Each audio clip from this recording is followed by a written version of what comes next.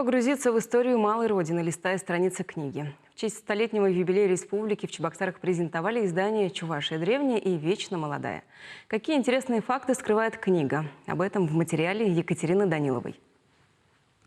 Вся история чувашского народа от первых упоминаний в летописях до сегодняшнего дня в одном издании. Над ним трудились ученые ведущих вузов региона и Государственного исторического архива Чувашии. Информацию собирали по крупицам. Мы одна из первых республик, которая быстро преодолела проблему ликвидации неграмотности.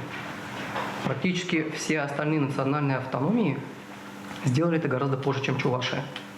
Чувашия была одним из первых регионов, который активно начал и завершил дорожное строительство у себя.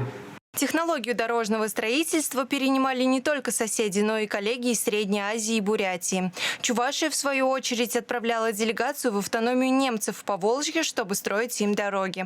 Книга буквально пропитана историей. В специальных конвертах размещены уникальные архивные документы. Письмо 9-летней девочки к Сталину, советские талоны на мыло, зубную пасту и маргарин. Листая страницы издания, старшее поколение окунается в свою молодость, а подростки складывают свое представление о республике, мощный и готовый к преобразованиям. У книги есть еще одна фишка. Наведя смартфон на QR-код, читатели могут посмотреть видеозарисовки и фильмы, посвященные вехам становления Чувашии. На презентации издания побывал и руководитель региона. Ведь кажется просто красивая книга. А это вот как вы рассказали, это же остается уже как память, как возможность получения информации.